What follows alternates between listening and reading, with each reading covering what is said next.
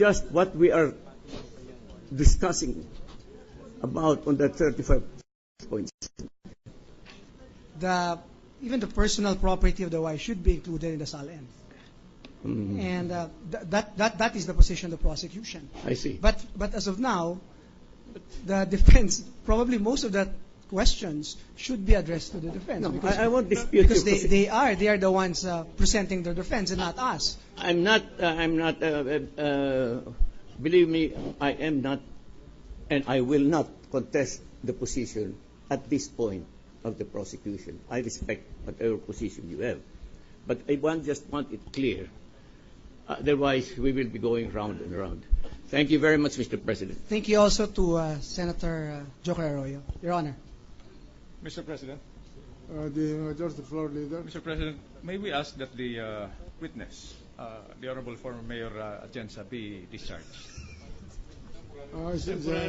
Temporarily. Yes, Your Honor. Well, Until the next hearing, the distinguished former Mayor of Manila is discharged momentarily, and we shall the court will notify him when we resume the trial of this May 7, Your Honor. case in the afternoon. Witness.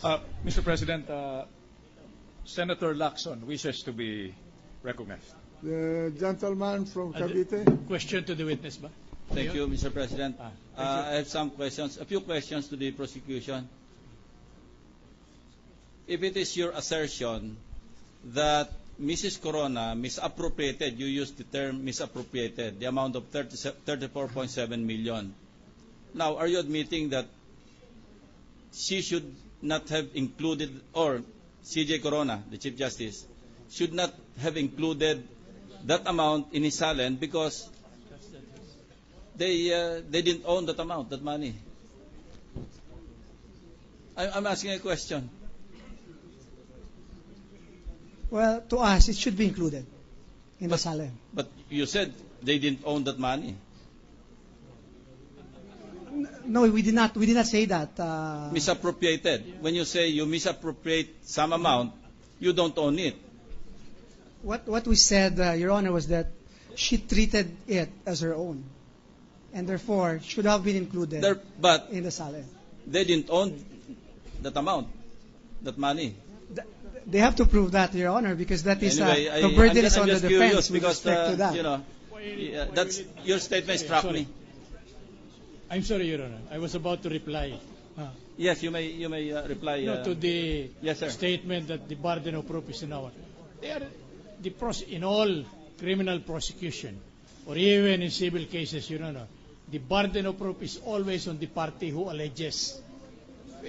They were the ones alleging, Your Honor, that this is property of BG Basa Gidote, Your Honor, and it was received by Mrs. Corona only in trust. Not even Mrs. Corona can be held liable for not including her if she has a separate statement of assets and liabilities. That is correct, sir. And since, as stipulated in the corporate certificate, corporate secretary certificate, she was only entitled to 5% commission.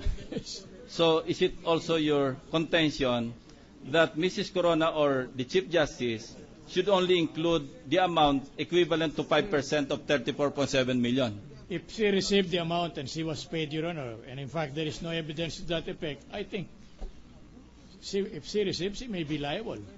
Anyway, but not Chief Justice Corona. She has nothing to do with the transaction, Your Honor. She is neither the buyer, much less the seller, nor is she an agent or the broker. In other words, we have here a case of general accusation. All right, perang pumunta sa inyo yan, i-account ninyo. We do not agree with that kind of proposition. Because anybody else can be held. I'm not referring it to the... All of this discussion will be cleared up when the defense shall have finished its presentation of evidence. I do not know whether they'll present Mrs. Corona, what other witnesses they'll have to present. But if they'll present Mrs. Corona, she'll be the best person to explain all of this. Yes, Your Honor. We fully agree. Oh. Mr. President. Yes. Senator Ralph Recto wishes to be recognized. The gentleman from Batangas. Thank you, Mr. President. Mr. President, I am glad that on this last day for March, as far as the impeachment trial is concerned, we are now going to the other important matter in the SAL-N. We are now on the personal and other properties, which has a relation to cash, cash in bank, and liabilities. This is the heart of the problem. Precisely the point, Mr. President.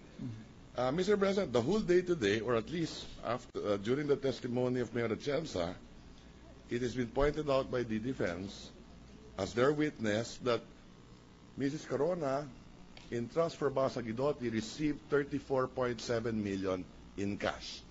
Isn't that correct? That's basically what the defense is saying. That's the amount of the check, Your Honor, Correct. which was paid to her in her capacity Correct. as representative. And based on the documents, this has been deposited in Land Bank. I think, if I'm not mistaken, Land Bank in Manila. That's not clear, Your Honor. There was not an clear. allegation to that effect, but that is no Okay. evidence, Your Honor. Okay. But isn't it correct as well that in previous testimonies, as of December 31, 2010, the cash in bank should have been in account number 0891210216817 7,148,238.83. Account number 0891210195993 12,580,316.56. That is in the PS Bank, the 2 peso accounts. And then you have a BPI account with 12,024,067 pesos and 70 cents. If I look at the SAL-N of the Chief Justice as of December 31, 2010, cash and investment, various years, 3.5 million.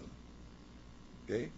There was also testimony and evidence that on December 12, 2010, a withdrawal was made of roughly 34 million. Or 2011. Isn't that correct? That appears to be the evidence of the prosecution, Your Honor. Correct.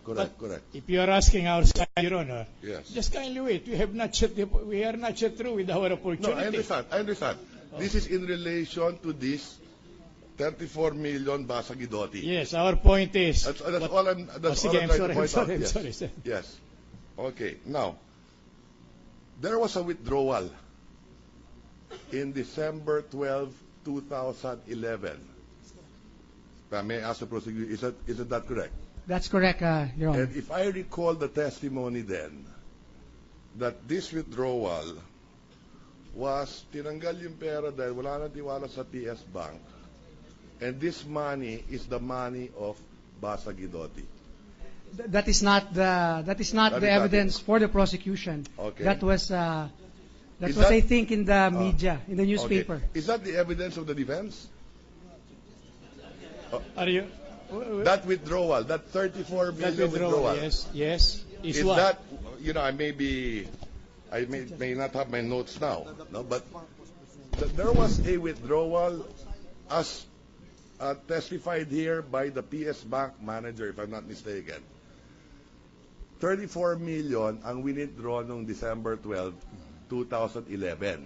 And that is why hindi kailangan makasama naman yon doon sa SAL-N ni Chief Justice noong 2010. Hindi po yun ang aming bersyon, ang aming Ah. depensa. Ang aming depensa is this money which allegedly were deposited, whether in the dollar account or peso account, are merely held in trust by Chief Justice Corona, Your Honor. Correct. I Coming understand. from the proceeds of the Basa Guidotti account and also the money sent to them by their children, Your Honor. Okay. Pero basta maliwanag, itong 34, sa Basa Guidotti ito. And I'm following up the point of Senator Ping Lacson here. If that question is directed to me, Yeah, it could be directed to both, yes, to the Defense Counsel. well, we have not yet started presenting evidence in that regard.